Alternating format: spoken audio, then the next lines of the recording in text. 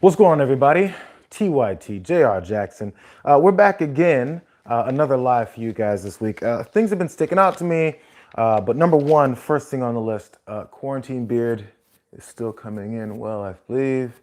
It's getting out of control. You guys let me know when it should be cut because I'm uncomfortable. Anyways, let's get to some things that have been on my mind, you guys, as we go into what today is. Today is Thursday, and we've got an update from something that actually bothered me from Tuesday when I did the damage report with John.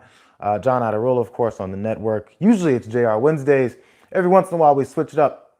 I was there Tuesday and we talked about this story of a Kentucky doctor who walked up on a group of teenage girls. I believe they said 9 girls were at this outdoor hangout session they were having at an amphitheater 20 minutes outside of Louisville in Kentucky, as I mentioned.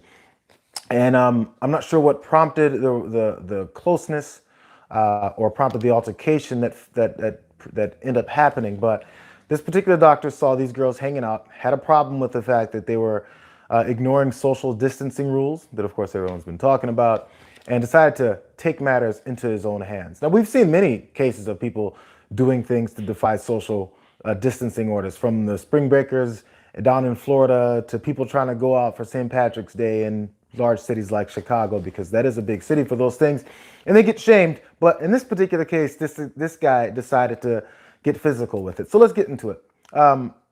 So just to give you an update in case you didn't see what we talked about before, the doctor's name is John Rademacher.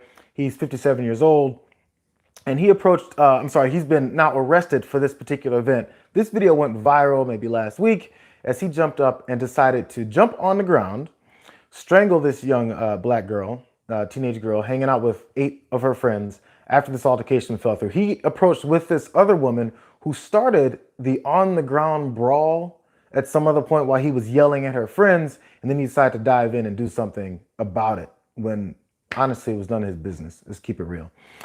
So after this all went down, the video went viral. He was charged just a couple days ago, the same day that we talked about on the damage report, with first-degree strangulation and 3 counts of harassment with physical contact from, of course, that was on April 3rd. And he did this at this open-air amphitheater at a park. I assume this is what they went down. So the police statement, part of it included and said, "We ask people who are concerned about large gatherings to call 311 or 911 to report their concerns."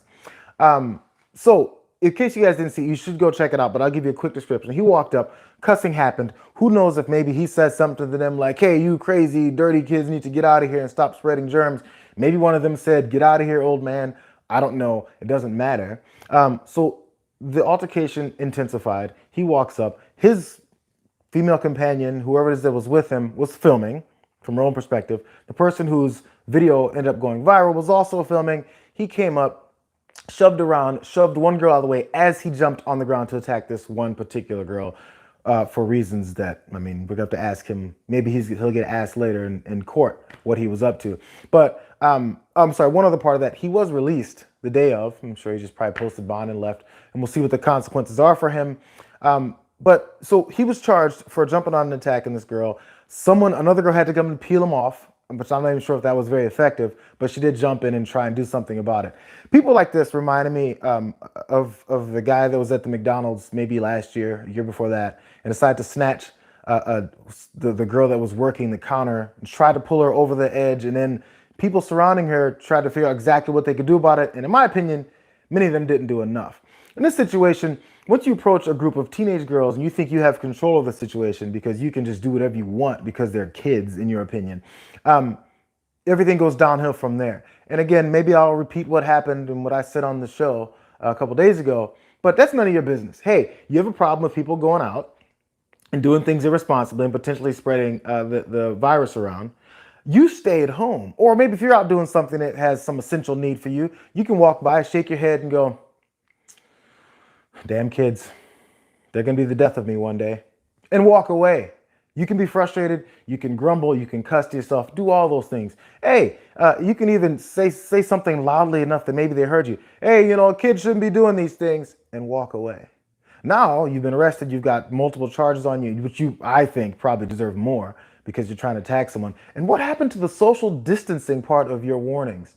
Hey, you guys are too close to each other, so I'm gonna come over there with my stranger ass and get really close to you, put my hands on you, which is another thing we're not doing, especially when you're out and about. But you put your hands on someone else to prove a point about the unhealthy factors of social distancing.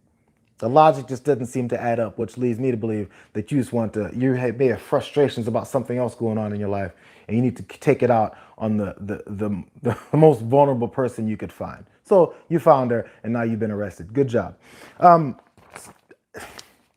It frustrated me so much. But you know, there was other instances of things like this happening, which disturbs me even further. So check this out. In my opinion, this was a mild case considered this particular story. This is a bad one. So last month, there was an 86-year-old woman who died at a Brooklyn hospital after a confrontation similar to the one with the doctor in Kentucky happened. So the New York Police Department spokesman told the Daily Beast, who reported this, that there was an 86-year-old woman. She died after she was shoved to the ground for allegedly standing too close to another patient at the Woodhill Medical Center. So I'm sure people are even more on edge when they're at the medical center. There's elderly people around. Everyone's concerned about their health, probably stemming from anything that has nothing to do with the coronavirus that's spreading right now. Everyone else is still getting sick like normal situations where people get sick. Now we have to worry about maybe someone coming in and being too close.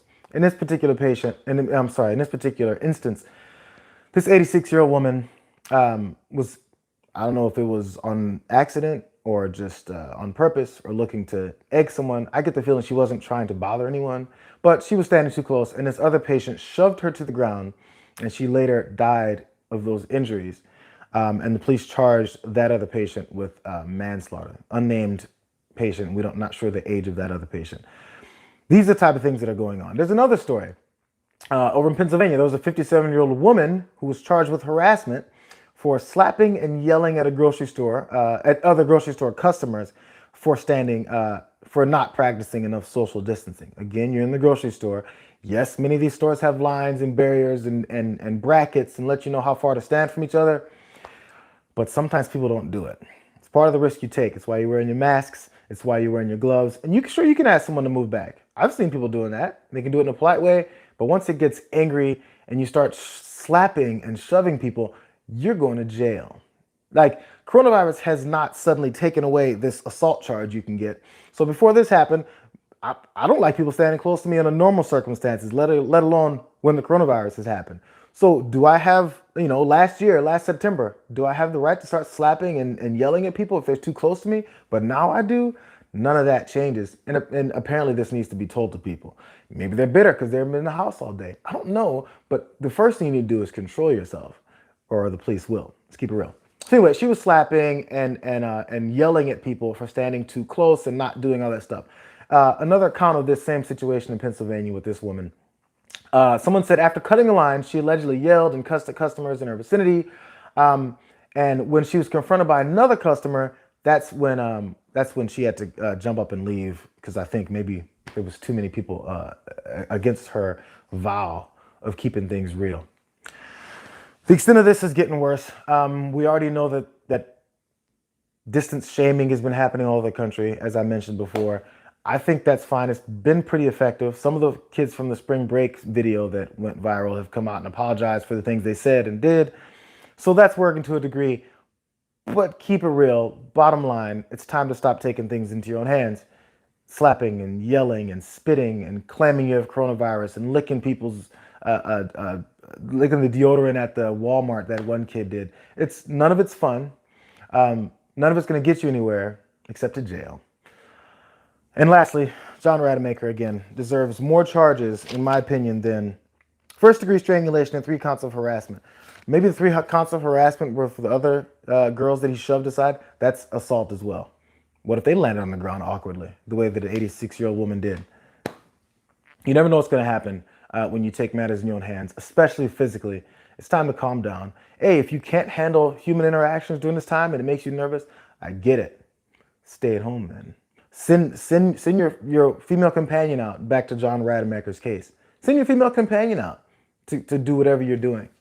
If you can't handle seeing a few kids, doing something irresponsible, and moving on with your life. That's all I have to say about this. The show is coming up soon, you guys, in about 25 minutes. The main show with Anna and Jenk. We'll see you guys then.